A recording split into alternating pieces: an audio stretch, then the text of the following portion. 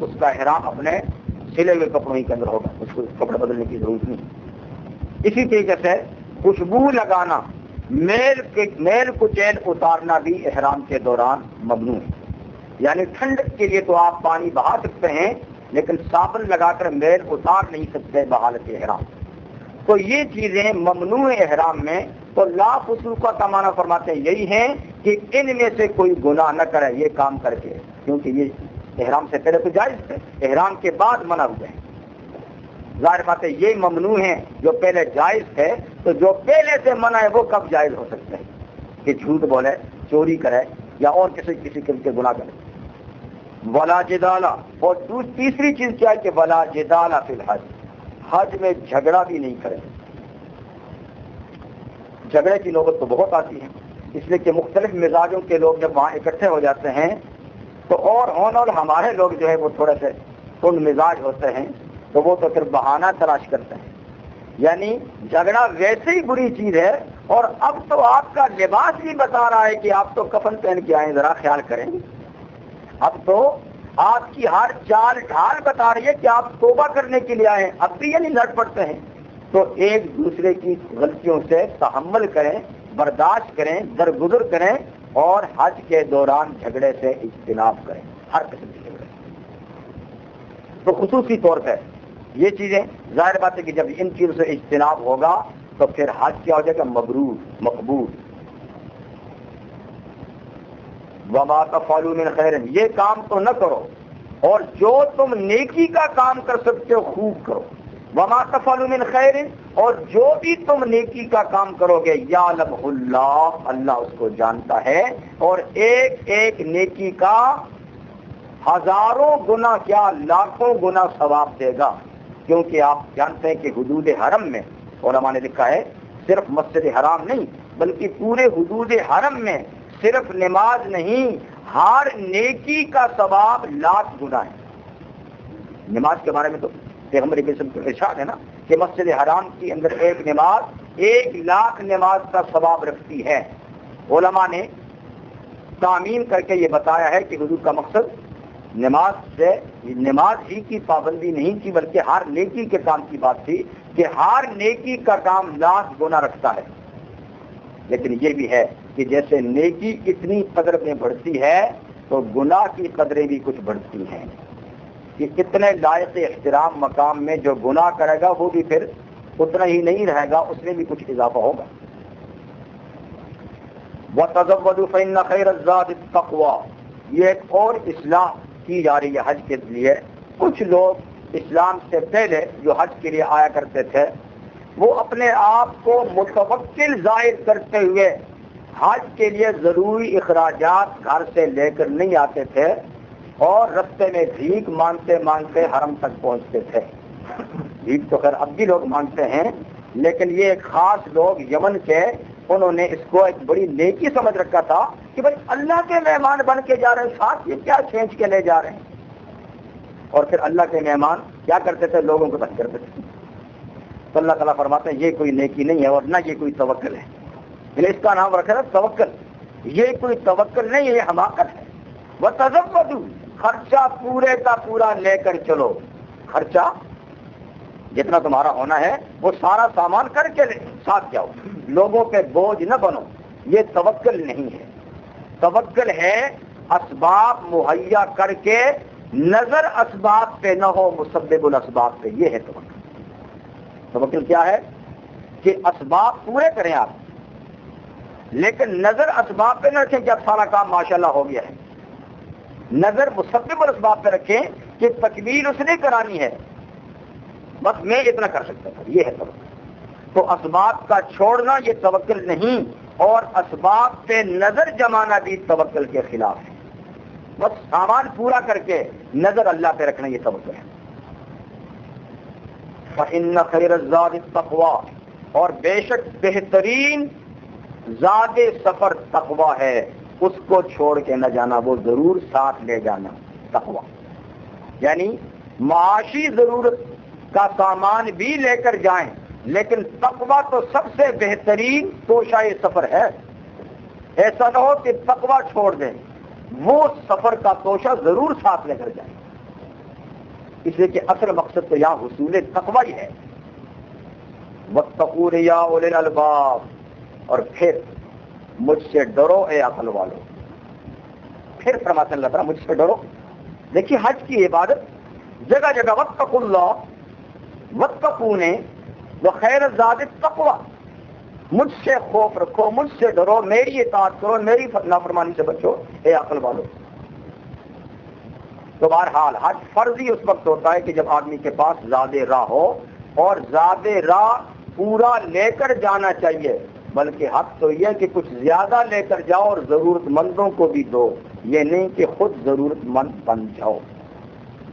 اور اب تو بہت سے لوگ اپنا افلاس دور کرنے کے لیے بھی حج کے لیے جاتے ہیں.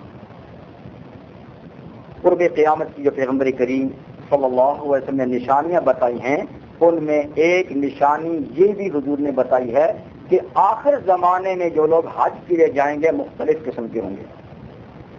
مالدار لوگ سیر و سیاحت کے لیے جائیں گے کہ چلو یورپ کا نہ صحیح، مکہ مدینہ کا ساتھ میں حج بھی ہو جائے گا اور تفریح بھی ہو جائے گی.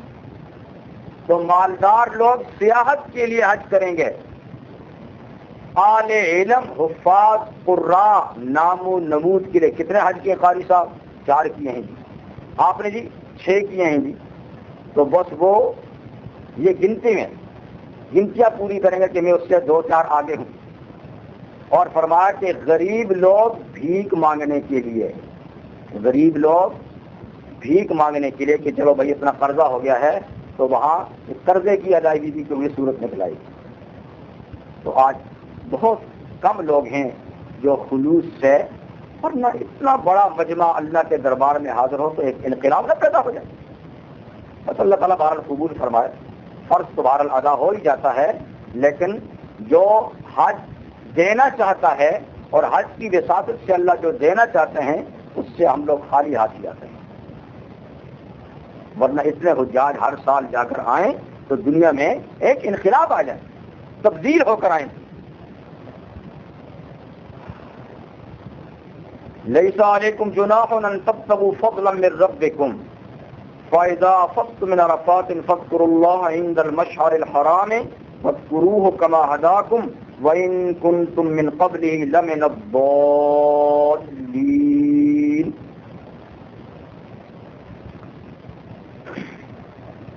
یہ بھی ایک اصلاحی حکم ہے کہ دوران حج اسلام سے پہلے جو حج ادا کیے جاتے تھے وہ حج تو برائے نام تھا اور یہ صرف تجارتی میلہ ہوا کرتا تھا. کفار تھے، حج کا نام ہوتا تھا، اصل میں جو ہے اپنی اپنی مصنوعات جو دکھاتے تھے اور ایک منڈی مینا کے اندر لگ جاتی تھی. سارے لوگ ادھر ادھر سے آ کر اپنے اپنے ملکوں کا سامان وہاں پر بیچتے تھے. تو ایک تجارتی منڈی تھی، مال اور تجارت ہی مقصود تھا. جب اسلام نے حج فرض کیا اور اس کے اندر ترمیم کر کے اصلاح کی تو صحابہ کرام کو اس سلسلے میں تشویش ہوئی اور وہ یہ سمجھے کہ شاید دوران حج کچھ بھی خرید و فروخت جائز نہیں ہے، کیونکہ یہ کام تو پہلے لوگ کرتے تھے. ہم تو صرف اللہ کی رضا کے حج کرتے ہیں تو خرید و فروخت کا کوئی کام نہیں ہونا چاہیے.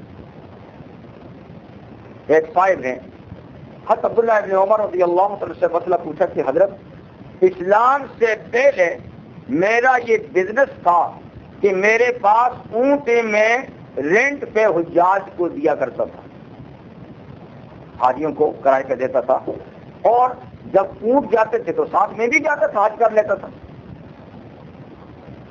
تو کیا اس طرح کا میرا حج کہ میں اپنے اونٹوں کے ساتھ گیا ہوں اور چلو میں بھی حج کر لوں گا، تو یہ اس قسم کا میرا حج ہو جاتا ہے؟ انہوں نے فرمایا کہ میاں بالکل ہو بہو یہ سوال ایک آدمی نے میری موجودگی میں حضور صلی اللہ علیہ وسلم سے بھی کیا تھا اور آپ نے فرمایا تھا انتظار کرو اللہ کیا فرماتے ہیں. اتنے میں یہ آیت نازل ہوئی کہ اگر مقصود تجارت نہیں ہے، مقصود اللہ کی عبادت ہے اور بیچ میں تجارت ہو جائے تو کوئی بات نہیں.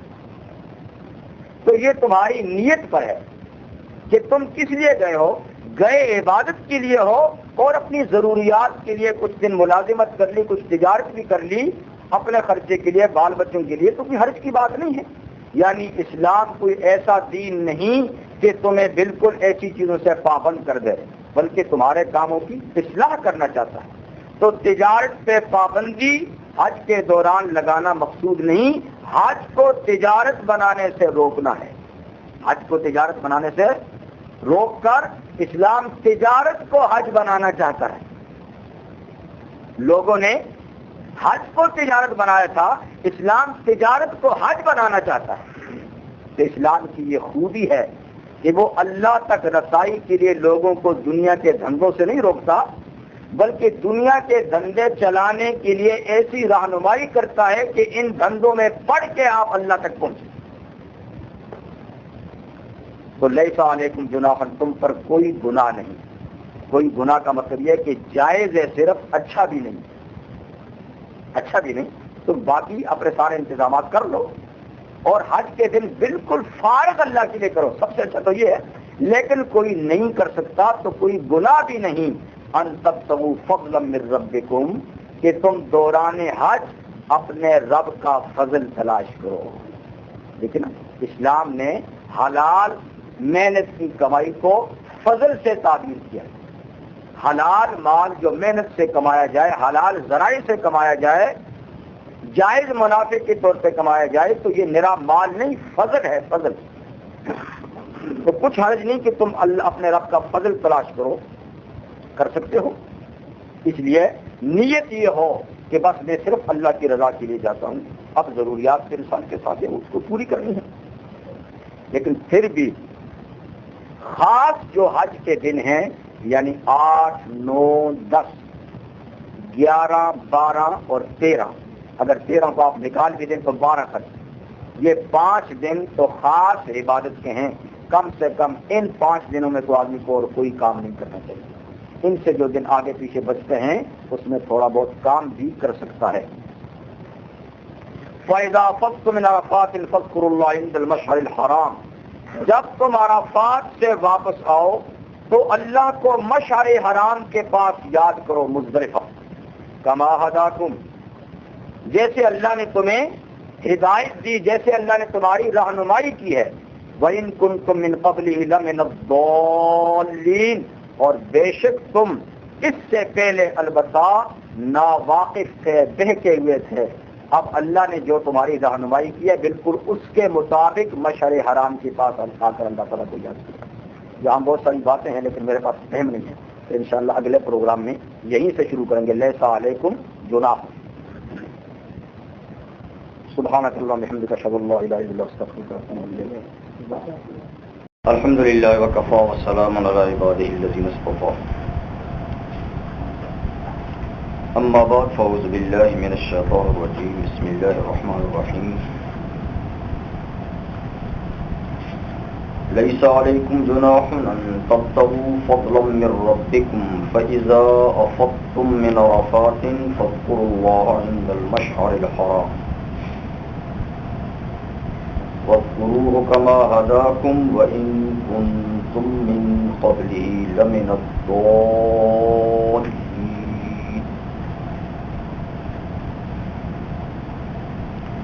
ثم افیضوا من حیث افاض الناس واستغفروا اللہ ان اللہ غفور رحیم. صدق اللہ العظیم. سورہ بقرہ کی آیت نمبر 198 اور 199 آپ کے سامنے تلاوت کی گئی.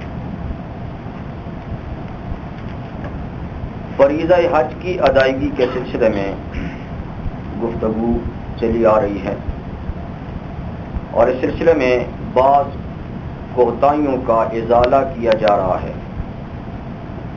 دور جاہلیت میں بعض چیزیں حج کے درمیان ممنوع سمجھی جاتی تھیں لیکن فی الواقع وہ حج کی عبادت میں ممنوع نہیں تھیں, تو ان کو ثابت رکھا گیا. اور کئی چیزیں جو حج سے مناسب نہ تھیں اور لوگوں نے اپنے طور پہ ان کو جاری کیا تھا, انہیں ختم کیا جا رہا ہے ان آیات میں. جو ایک جائز چیز لوگوں نے ممنوع سمجھی تھی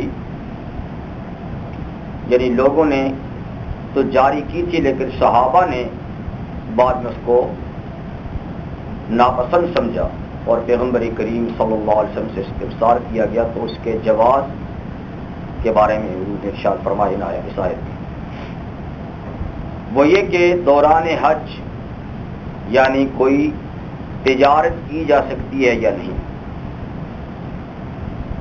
تو ارشاد ہے کہ لیس علیکم جناح ان تبتغوا فضلا من ربکم، تم پر کوئی حرج نہیں یعنی کوئی گناہ نہیں کہ تم اپنے رب کا فضل تلاش کرو.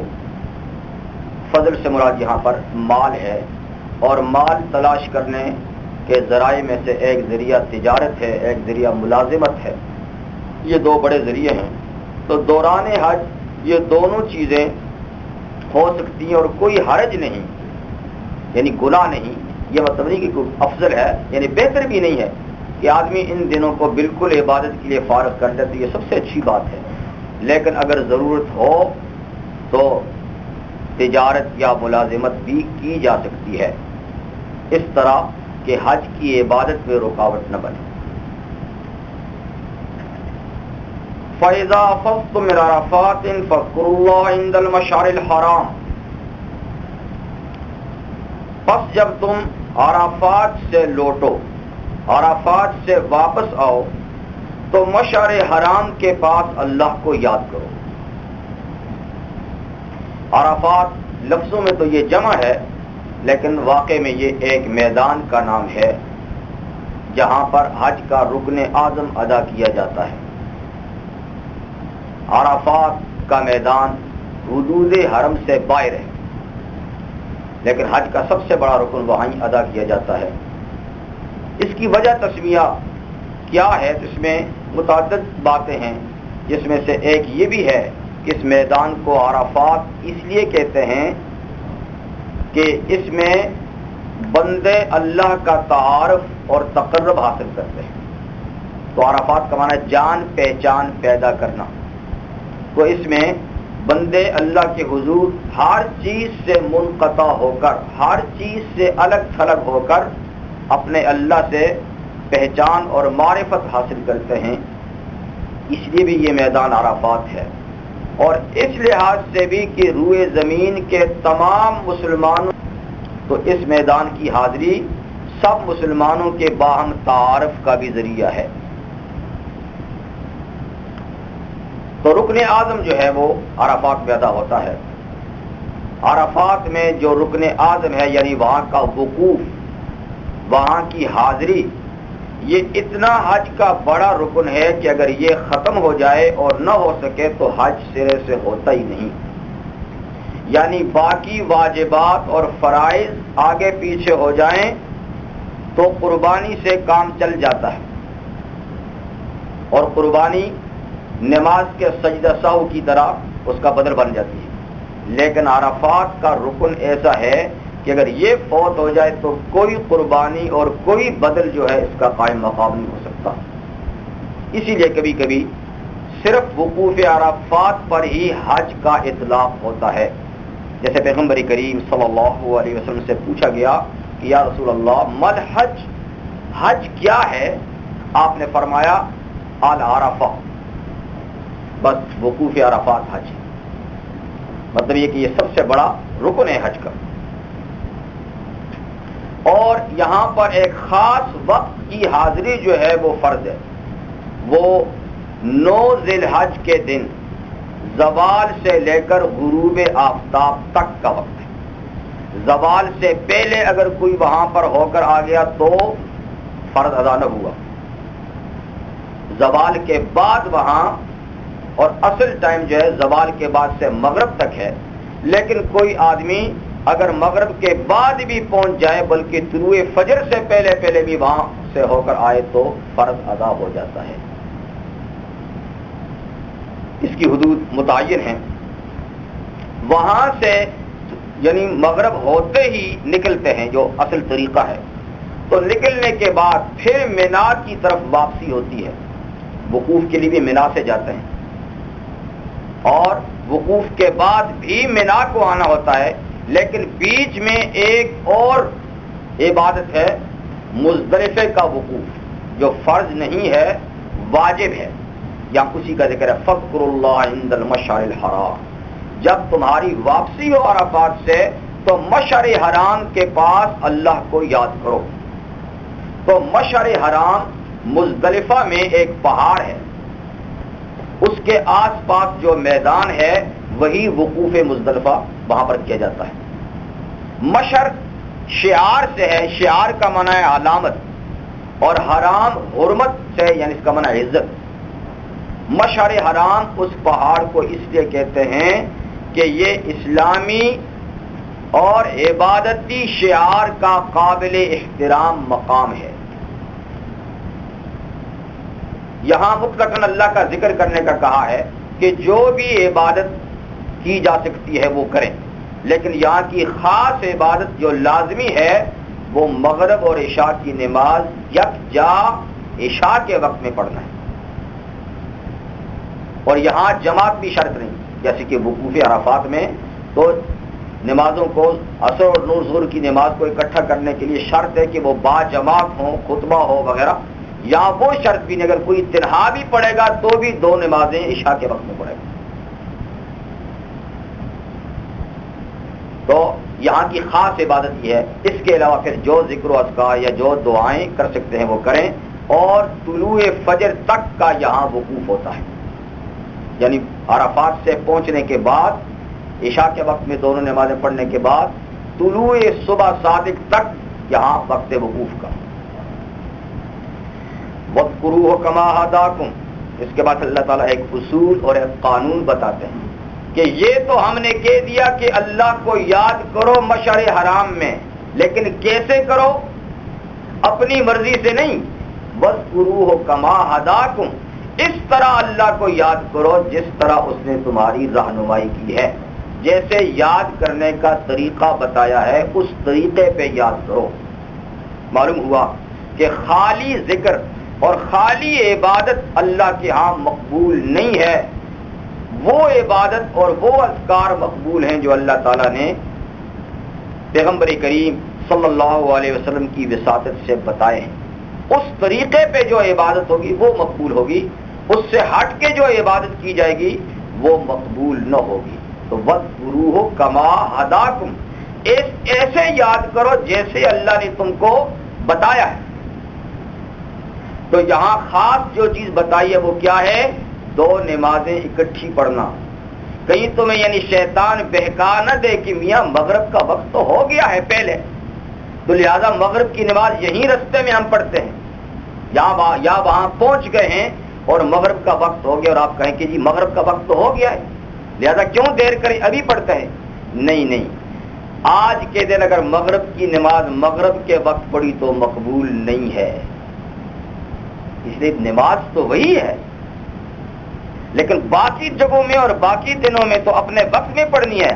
اگر عشاء کے وقت میں پڑھو گے تو نہیں ہوگی، آج کے دن اگر عشاء کے وقت سے پہلے مغرب کے وقت پڑھو گے تو نہیں ہے، اس لیے کہ تعلیم جو یوں دی ہے وَاذْكُرُوهُ كَمَا هَدَاكُمْ۔ اس سے معلوم ہوا کہ عبادات میں اپنی طرف سے تجویز کرنا اور اپنی طرف سے قیود لگانا یہ عند اللہ عبادت مقبول اس طریقے سے نہیں ہوتی، بس اس کا قبولیت کا معیار اور پیمانہ پیغمبر کریم صلی اللہ علیہ وسلم کی سنت اور آپ کی تعلیم ہے۔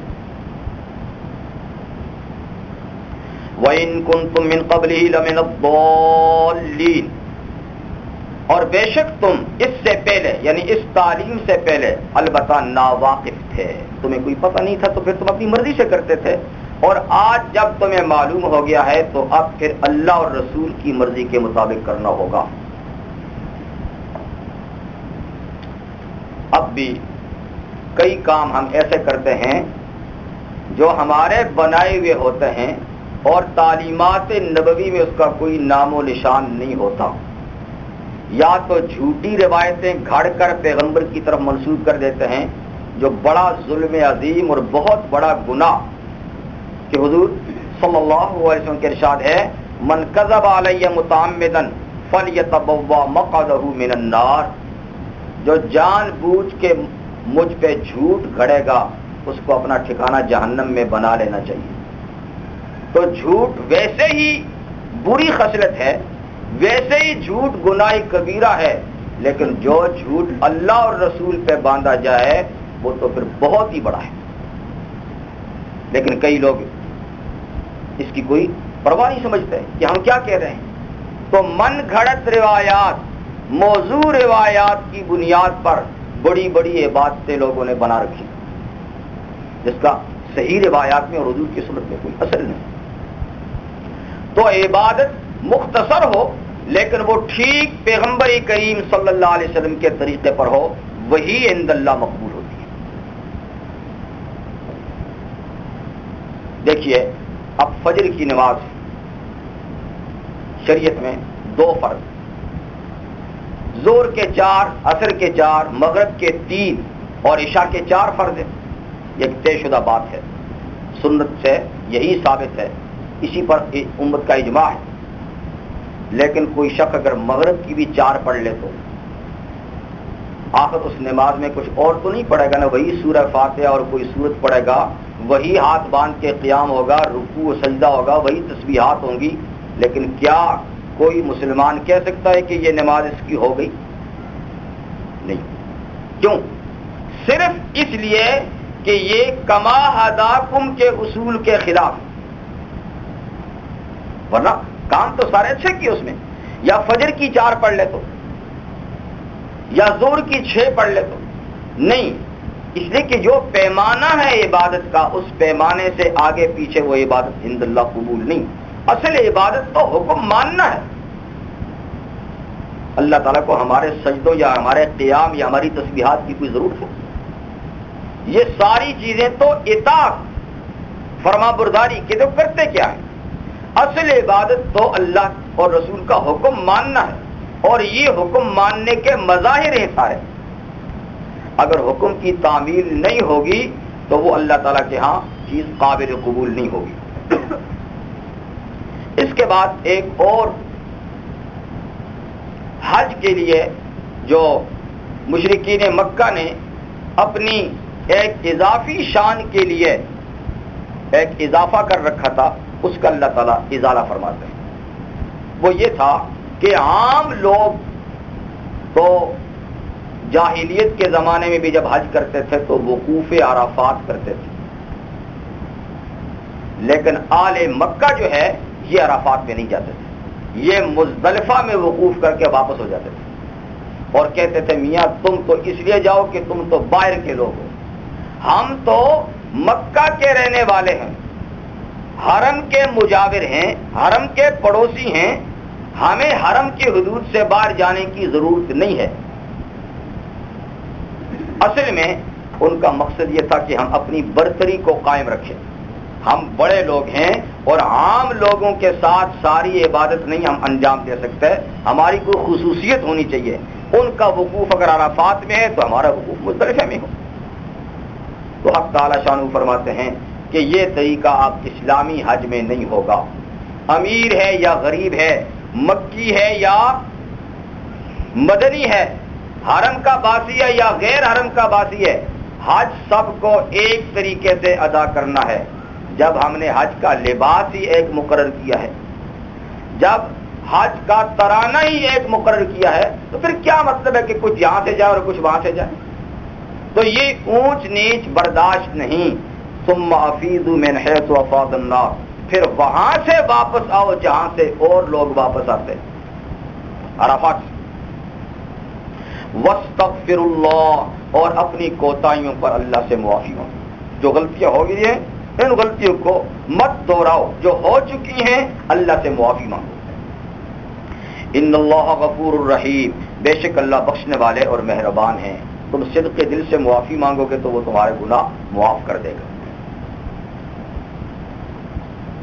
فَإِذَا قَضَيْتُم مَّنَاسِكَكُمْ فَاذْكُرُوا اللَّهَ كَذِكْرِكُمْ آبَاءَكُمْ أَوْ أَشَدَّ ذِكْرًا، پس جب تم حج کے کام پورے کر چکو، حج کے فرائض واجبات ادا کر چکو، تو پھر بھی فارغ نہ بیٹھو، فذکروا اللہ، اللہ کو یاد کرتے رہو۔ حج میں بطور عبادت اللہ کے یاد کیا تھا، بطور ارکان کے، تو اب عام طور پہ جو تمہیں اجازت ہے اللہ کی یاد کرنے کے لیے، ایسا ذکر جو موقت نہیں، حج کے اذکار تو موقت ہے، وقت کی پابندی کے ساتھ، جگہ کی پابندی کے ساتھ، اور حج سے فارغ ہونے کے بعد جو اذکار ہوں گے وہ غیر موقت ہیں، وقت کی بھی پابندی نہیں، جگہ کی بھی پابندی نہیں۔ تو خوب اللہ کو یاد کرو اس سرزمین میں، فاذکروا اللہ، یاد کرو اللہ کو، کذکرکم آباءکم او اشد ذکرا، جیسے جاہلیت کے زمانے میں قبل از اسلام تمہارا یاد کرنا ہوتا تھا اپنے باپ دادوں کو، اب ان کو چھوڑو، اللہ کو یاد کرو۔ او اشد ذکرا، یا اس سے بھی زیادہ اللہ کو یاد کرو جتنا تم حج سے فارغ ہو کر اپنے باپ دادوں کے چرچے بیان کرتے تھے۔ تو ہوتا یہ تھا قبل اسلام کہ جب لوگ حج سے فارغ ہوتے تو مینا میں میلہ لگتا تھا، ایک تو تجارتی میلہ ہوتا تھا اور ایک باہمی فخر و مباحات کا میلہ ہوتا تھا۔ تو تاجر لوگ تو اپنا سامان بیچتے تھے اور جو فارغ ہوتے تھے وہ وہاں پر بڑے بڑے جلسے کرتے تھے، اور ان کے جلسوں کے عنوان کیا ہوتا تھا کہ ہر قبیلے کا شاعر کھڑا ہو کر اپنے قبیلے کے مفاخر اور اپنے قبیلے کی بہادری اور اپنے قبیلے کے دوسرے فضائل بیان کرتا تھا، یا اپنے آباء و اجداد کے کارنامے جو دور جاہلیت میں ہوتے تھے ان کو بیان کرتے تھے، اس پہ فخر کرتے تھے۔ تو مینا میں یعنی عید کے دن کے بعد بس یہی ہوتا تھا، یا تجارت ہے اور یا پھر جلسے ہیں، اور ان میں آباء و اجداد کے مفاخر بیان کیے جا رہے ہیں۔ تو اللہ تعالیٰ فرماتے ہیں کہ یہ کیا بات ہے، آئے تم عبادت کے لیے ہو اور عبادت سے فارغ ہوتے ہی تم اور کاموں میں لگ گئے، تو اب بچے ہوئے دنوں میں بھی اللہ کو یاد کرو اور خوب یاد کرو، ایسا ہی جس طرح باپ دادوں کو دور جاہلیت میں یاد کرتے تھے، یا اس سے بھی بڑھ کے اللہ کو یاد کرو کہ اللہ کے حقوق اور زیادہ ہیں۔ بعض مفسرین نے یہ بھی اس کی تفسیر کی ہے کہ اللہ کو ایسے یاد کرو جیسے بچپن میں باپ کو یاد کیا کرتے تھے۔ تو جب بچہ چھوٹا ہوتا ہے تو اس کی زبان پہ ہر وقت اب ہوتا ہے، ابا ابا ابا ابا۔ اب تم سیانے ہو گئے ہو، سمجھدار ہو گئے ہو، تو اب رب رب رب رب پکارو، جیسے بچپن میں اب پکارتے تھے، اب رب رب پکارو۔ تو بچپن میں بچہ باپ کو کیوں زیادہ یاد کرتا ہے؟ اس لیے کہ وہ ہر چیز میں اپنے آپ کو باپ کا محتاج سمجھتا ہے، اور یہ سمجھتا ہے کہ میری ساری ضرورتیں باپ پوری کرتا ہے۔ تو اب تمہاری آنکھیں تو کھل چکی ہیں، باپ بیچارہ بھی ایک ذریعہ ہے، ساری حاجتیں تو رب الارباب پیدا کرتے ہیں، وہی دیتے ہیں۔ تو اب تم جیسے بچپن میں باپ کو حاجت روا سمجھ کے بار بار پکارتے تھے، اب اللہ کو حاجت روا سمجھ کے بار بار پکارو۔ دونوں باتیں اپنی جگہ میں درست ہیں کہ جاہلیت کے زمانے کے فخر کے ماں باپ دادوں کا یاد کرنا چھوڑ کے اللہ کو یاد کرو، یا بچپن سے۔ یہ تو ایک حکم دیا۔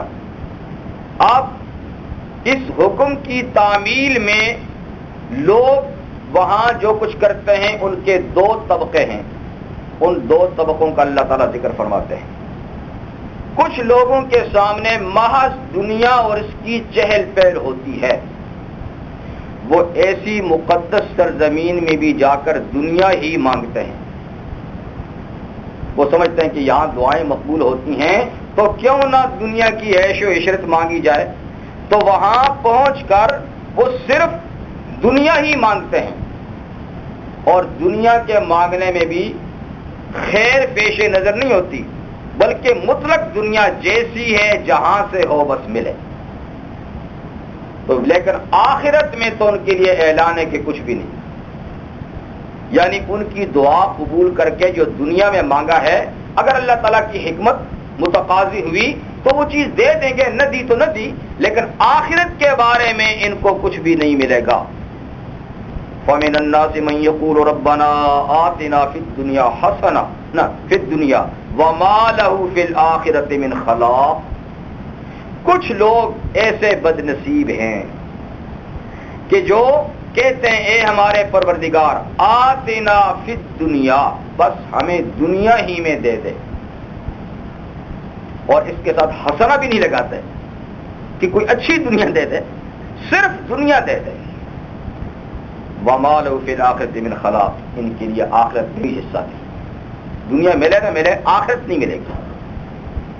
اور کچھ خوش نصیب سمجھدار لوگ من یقولو، جو کہتے ہیں ربنا آتنا فی الدنیا حسنۃ وفی الآخرۃ حسنۃ وقنا عذاب النار، ان کی دعا ایک بات پہ، ان کی دعا تین باتوں پہ۔ وہ پہنچ کے کہتے ہیں ہمارے پروردگار ہمیں دنیا میں بھی بھلائی دے، حسنہ خیر اور خوبی بھلائی دے، اور آخرت میں بھی خیر و خوبی اور بھلائی دے۔ تو یہ بڑے سمجھدار لوگ ہیں، انہیں پتہ ہے کہ دنیا میں کچھ نہ مانگا تو آخرت کا تو یہ زینہ ہے، جب زینہ ہی ٹوٹ جائے گا تو آگے پہنچیں گے کیسے؟ اس لیے آگے جانے کے لیے جو زینہ ہے اس کو درست رکھنا بھی ضروری ہے۔ تو اس لیے یہ دنیا کے اندر بھی بھلائی مانگتے ہیں کہ اے اللہ دنیا میں اتنی بھلائی عطا فرما کہ ہم کسی کے محتاج نہ ہوں، ہمارا دین ایمان سلامت ہو، ہمارے ضروریات پورے ہوں، ہم کسی کے سامنے محتاج نہ ہوں۔ تو دنیا کی بھی بھلائی مانگتے ہیں، بھلائی میں ہر قسم کی دنیا کی نعمت آ جاتی ہے حسنہ میں، یعنی پاکیزہ زندگی، صحت، اولاد کی صحت، گھر والوں کی صحت، اور مناسب حلال مال و دولت، عزت اور شرف، یہ ساری چیزیں حسنہ میں ہیں۔ اور آخرت میں بھی حسنہ عطا فرما۔ آخرت کی حسنہ کیا ہے؟ یعنی قیامت کے دن کامیاب کرنے کے بعد جنت عطا فرما، اپنی رضا عطا فرما، اپنا دیدار عطا فرما، یہ آخرت کی حسنہ ہے۔ وقنا عذاب النار، اور ہمیں عذاب نار سے بچا، جہنم کی آگ سے بچا۔ تو ان کی دعا تین حصوں پر، یہ ہیں اصل میں سمجھدار لوگ۔ تو یہ ہے اسلام کی معتدل تعلیم، یعنی یہ بھی نہیں کہتا کہ تم صرف آخرت ہی مانگو، جیسے بات خوش قسم کے صوفی کہتے ہیں کہ دنیا کیا مانگنی ہے بھائی، دنیا کیا مانگنی ہے، یہ غلط بات ہے۔ دنیا کی بھی ضرورت ہے، دنیا نہ ہوگی تو آخرت تک پہنچیں گے کیسے؟ تو اصل تعلیم تو پیغمبر کی ہے، پیغمبر نے دنیا بھی نہیں چھوڑی، مانگی بھی ہے، برتی بھی ہے۔ تو اگر کوئی اس رستے سے ہٹتا ہے تو وہ قابل اتباع نہیں۔ اور کچھ خوش مزاج یا جاہل قسم کے کہتے ہیں بھائی بس آخرت کیا مانگنی، بھائی آخرت بھی تو اللہ کے حکم سے مانگ رہے ہیں، اپنی مرضی سے مانگ رہے ہیں۔ تو کوئی دنیا سے استغنا برتنا چاہتے ہیں، کچھ آخرت سے استغنا برتنا چاہتے ہیں، یہ باتیں دونوں سنت طریقے سے خلاف ہیں۔ بلکہ دنیا اور آخرت کی بھلائی طلب کی جائے، اور دنیا اور آخرت کی بھلائی حاصل کرنے کے لیے جد و جہد اور کوشش بھی کی جائے، یعنی صرف مانگ کے بھی بات چھوڑ نہ دیں، بلکہ اپنی توانائیاں بھی صرف کریں۔ دنیا کی زندگی کو خوشحال اور خوشگوار بنانے کے لیے بھی محنت کی جائے، اور آخرت کی کامیابی کے لیے بھی محنت کی جائے۔ یہ ہے اعتدال کا رستہ۔ ان کے لیے اللہ تعالیٰ کیا فرماتے ہیں؟ اولئک لہم نصیب مما کسبوا، ان کو پورا پورا حصہ ملے گا اس کا جو یہ محنت کریں گے۔ دنیا کی محنت کی یہاں حصہ دوں گا، آخرت کی محنت کی وہاں کا حصہ دوں گا، تو پورا پورا ان کو حصہ ملے گا دونوں جہاں میں۔ واللہ سریع الحساب، اور اللہ بڑے جلد حساب لینے والے ہیں۔ کسی کو یہ بھی فکر نہ ہو پتہ نہیں ہمارا حصہ ملنے میں کتنا وقت لگے گا، کیونکہ اربوں خربوں انسانوں کا حساب کتاب اللہ تعالیٰ قیامت کے دن چکائیں گے، اور ہمیں ہماری محنت کا صلہ پتہ نہیں کب ملے گا۔ فرمایا خاطر جمع رکھو، یہ تمہارے حساب کتاب نہیں ہیں۔ یہاں حساب کتاب لینے والے کو پہلے سے سب کچھ معلوم ہے۔ تو واللہ سریع الحساب، اللہ بہت جلد حساب لینے والے ہیں۔ جیسے حدیث میں ہے کہ دنیا کے دن کے آدھے دن کے اندر اندر حساب چکا دیا جائے گا۔ تو دنیا کا ہمارا دن بڑے سے بڑا کیا 12-13 گھنٹے کا ہے. تو یوں سمجھیے کہ ہمارے ان اوقات کے لحاظ سے 6 گھنٹوں میں اللہ سارے معاملات نمٹا دے. اللہ سریع الحساب. وَاذْكُرُوا اللَّهَ فِي أَيَّامٍ مَّعْدُودَاتٍ. یہ ایک اور اصلاح ہے کہ حج ختم ہونے کے بعد مینا میں 2 یا 3 دن کا قیام. اس سلسلے میں بھی دور جاہلیت میں لوگوں میں اختلاف تھا. کچھ کہتے تھے صرف 2 دن رہنا چاہیے، اور وہ دن بھی جیسے گزارتے تھے آپ کو پتہ ہے کہ مشاعروں میں، مباحثوں میں، تقریروں میں، تجارتوں میں. لیکن کہتے تھے کہ 2 دن رہنے چاہیے، تیسرے دن رہنا گناہ ہے. تیسرے دن رہنا. اور کچھ کہتے تھے نہیں، 2 دن رہ کے جانا گناہ ہے، تیسرے دن رہنا لازمی ہے. تو اللہ تعالیٰ اس کی اصلاح فرماتے کہ نہیں، یہاں کوئی گناہ نہیں. کوئی 2 دن رہتا ہے، کوئی 3 دن رہتا ہے. 3 دن بھی رہا جا سکتا ہے، 2 دن بھی رہا جا سکتا ہے. لیکن یہ ہے کہ کام وہ کرنا ہے جو ہم نے بتانے ہیں. وَاذْكُرُوا اللَّهَ فِي أَيَّامٍ مَّعْدُودَاتٍ. اور اللہ کو یاد کرو ان گنتی کے دنوں میں جو عید کے بعد ہے. ایام تشریق 11، 12 اور 13 جو ایام تشریق ہیں، ان میں اللہ کو یاد کرو. یعنی کثرت سے اللہ کا یعنی اس میدان کے اندر، مینا کے میدان میں اللہ کا ذکر کرو. تو ایام تشریق میں عام طور پہ بھی نمازوں کے بعد اللہ کا ذکر بلند کرنے کا حکم ہے، اور خاص طور پہ حجاج کرام کو مینا کے میدان کے اندر خصوصی طور پہ اللہ تعالیٰ کا یعنی ذکر کرنے کا حکم ہے. تو اللہ کو یاد کرو ایام معدودات، گنتی کے ان دنوں میں. فمن تعجل فی یومین فلا اثم علیہ. جو جلدی چلا گیا 2 دن قیام کر کے ہی تو فلا اثم علیہ، اس پہ بھی کوئی گناہ نہیں ہے. لیکن 2 دن کا قیام یہ واجبات میں سے ہے. یعنی یہ نہیں کہ 1 دن قیام کر کے چلا جائے، 2 تو کرنے ہیں. تو جو 2 دن مینا میں عید کے بعد ٹھہر کر گیا 11، 12 کو، تو کوئی حرج نہیں. ومن تأخر فلا اثم علیہ. اور جو پیچھے رہ گیا تیسرے دن کے لیے بھی تو اس پہ بھی کوئی گناہ نہیں ہے، مگر تیسرا دن اختیاری ہے. اختیاری یوں ہے کہ اگر 12 تاریخ کو رمی جمار کر کے شیطان کو پتھر مار کے چلا گیا غروب آفتاب سے پہلے تو ختم گیا سلسلہ. لیکن اگر 12ویں تاریخ کا سورج ڈوب گیا مینا ہی میں، تو اب علماء کہتے ہیں کہ 13ویں کو بھی رہنا ضروری ہے. اب رات رہے، لیکن 13ویں کی رمی جو ہے پتھر مارنے، اس میں یہ پابندی نہیں کہ اب زوال کے بعد مارے، صبح بھی مار سکتا ہے. اور صبح شیطان کو مار کے جا سکتا ہے، پورا دن ٹھہرنے کی بھی کوئی ضرورت نہیں ہے. تو 3 دن شیاطین پہ پتھر مارنا یہ تو واجبات میں سے. یعنی پہلے دن 10 ذی الحج جو صرف بڑے شیطان کو مارا جاتا ہے، اور دوسرے اور تیسرے دن تینوں کو الگ ترتیب ساتھ کنکریاں ماری جاتی ہیں. لیکن یہاں وقت کی پابندی ہے کہ زوال کے بعد ماریں گے. زوال سے پہلے مار دیا تو وہ رمی شمار نہیں ہوگی، بلکہ جرمانہ دینا ہوگا قربانی. اور پہلے دن کی رمی صبح سویرے سے رات گئے تک سارا اس کا وقت ہے. اور تیسرے دن اگر رہ گیا تو اس کے لیے زوال تک ٹھہرنا شرط نہیں، وہ صبح بھی رمی کر کے مکہ جا سکتا ہے. فلا اثم علیہ لمن اتقى. تو جو تیسرے دن بھی ٹھہر گیا تو کوئی گناہ نہیں، لیکن اس آدمی کے لیے ہے اتقى، جو خدا سے ڈرتا ہے اور نیک کام اور اللہ کے ذکر کے لیے ٹھہرتا ہے، کسی اور مقصد کے لیے نہیں. واتقوا اللہ. اللہ سے ڈرو قدم قدم پر، کہ یہ عزت اور شرف کا مقام ہے.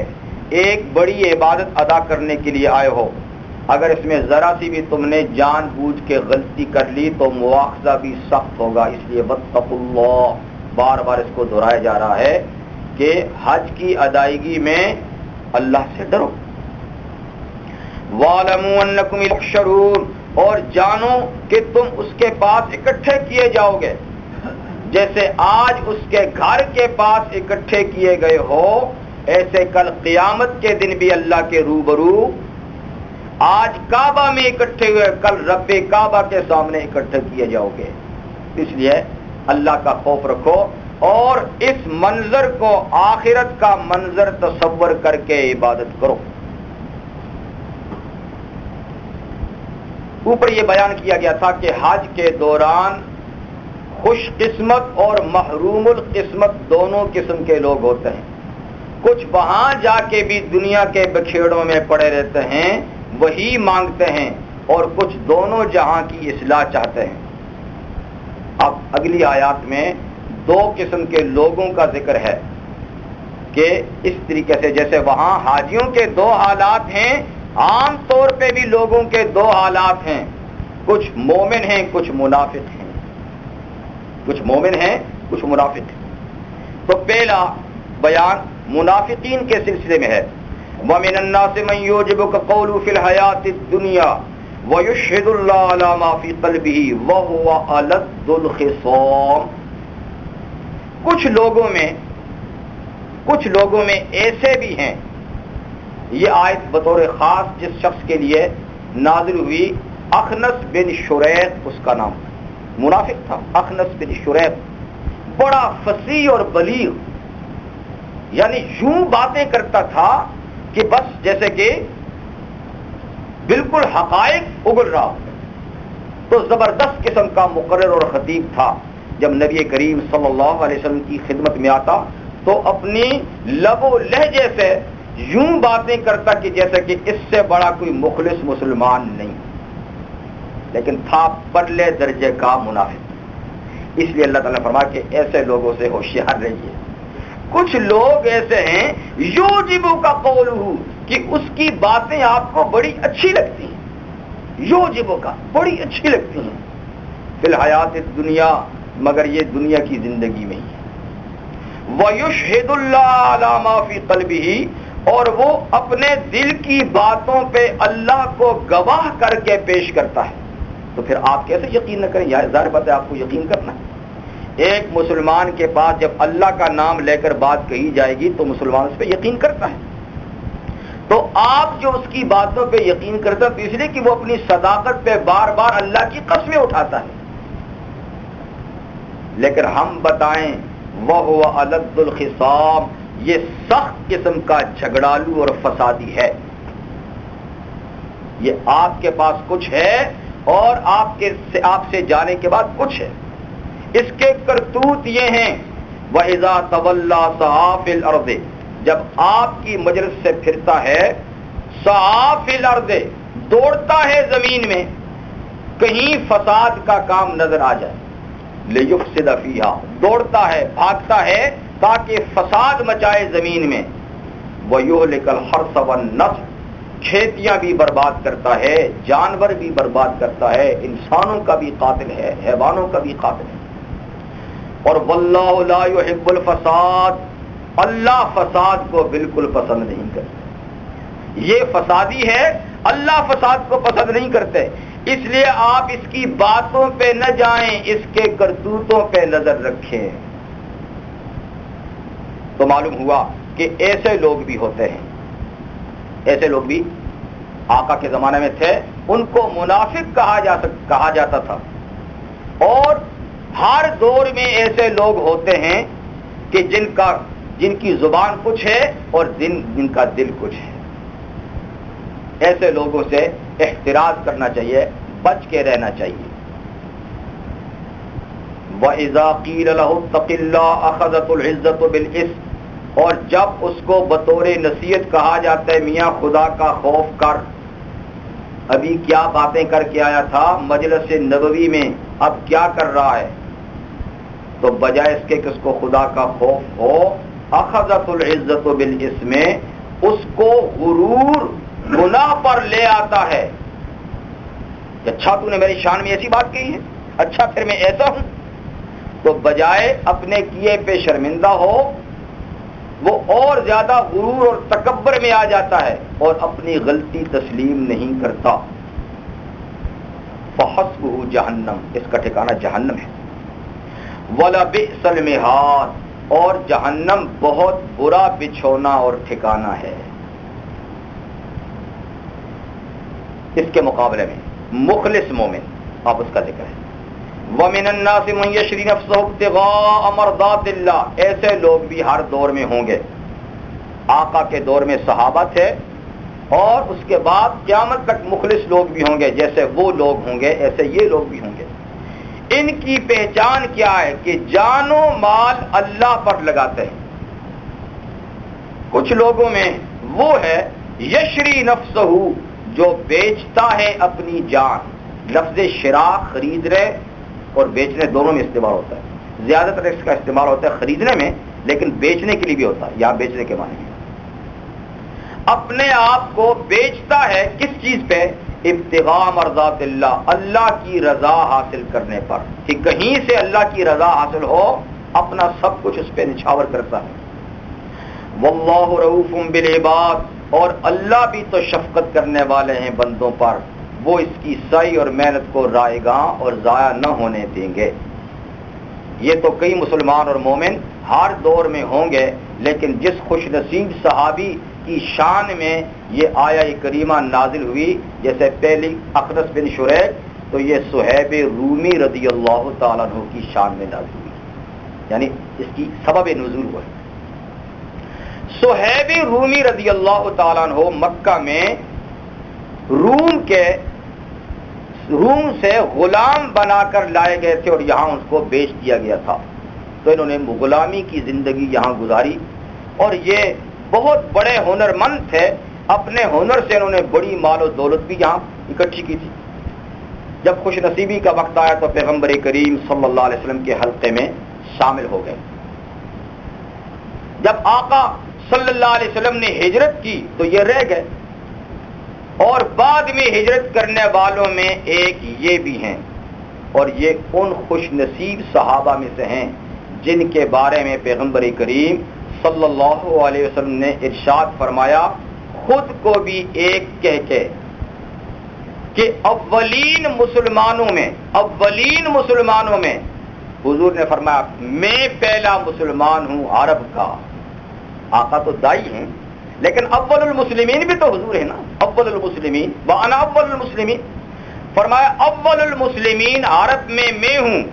اول المسلمین افریقے سے بلال ہیں.